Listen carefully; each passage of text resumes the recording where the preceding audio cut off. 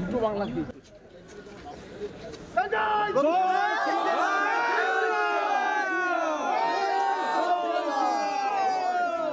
জয় শ্রীরাম, জয় শ্রীরাম, জয় শ্রীরাম, জয় শ্রীরাম।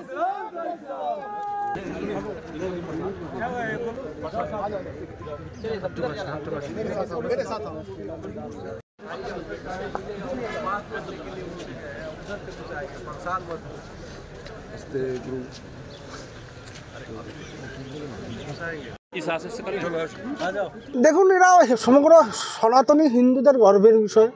দীর্ঘ 500 বছর ধরে যে প্রভু রামচন্দ্র তার জন্মস্থানে তার সেই জায়গায় যেখানে পূজিত হওয়ার কথা সেখানে হতে পারেনি। আজকে আগামী 22শে জানুয়ারি প্রধানমন্ত্রী নরেন্দ্র মোদীর নেতৃত্বে এবং সমগ্র ভারতবর্ষের সনাতনীদের যে মহৎ লড়াইয়ের ফল আগামী 22 তারিখ পেতে চলেছে। সেই উদ্দেশ্যে অযোধ্যা যে অক্ষত প্রসাদ, অক্ষত যে চাল, সেই চালটাকে বাংলাদেশের যেসব হিন্দুত্ববাদী সংগঠন আছে তাদের হাতে তুলে দেওয়া হয়।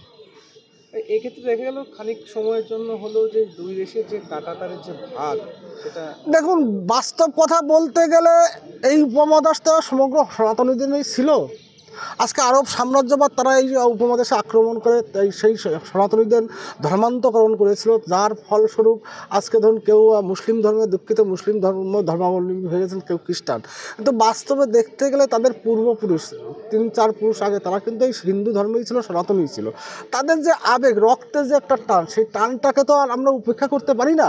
সেই টানটাকে নিয়েই আজকে যে অযোধ্যার যে অক্ষত প্রসাদী চাল সেটা তাদের হাতে তুলে দেওয়া হলো। কাদের হাতে তুলে দেবে? বাংলাদেশের সব হিন্দুত্ববাদী সংগঠন আছে, সংগঠনে কিছু প্রতিনিধি আসছিল, বিভিন্ন সংগঠনে সেই প্রতিনিধির হাতে তুলে দেওয়া হলো।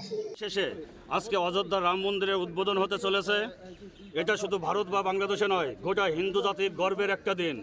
আর এই রাম মন্দিরের প্রসাদ হাতে পেয়ে একজন বাংলাদেশি হিসেবে নিজেকে আমরা গর্বিত মনে হচ্ছে। এই রাম মন্দিরের অক্ষত চাল পাঠানোর জন্য বাংলাদেশিদের পক্ষ থেকে সবাইকে, বিশেষ করে MLA অশোক কীর্তনিয়া দাদাকে ধন্যবাদ জানাই। বাংলাদেশ জাতীয় হিন্দু মহাজোট, ছাত্র মহাজোটের পক্ষ থেকে জয় শ্রীরাম, ধন্যবাদ সবাইকে, ধন্যবাদ। জয় শ্রীরাম। আপনার নাম এবং কি পদে আছেন? আমার নাম শ্রী অমল অধিকারী, সাহস, বাংলাদেশ জাতীয় হিন্দু মহাজোট, যশোর জেলা সভাপতি।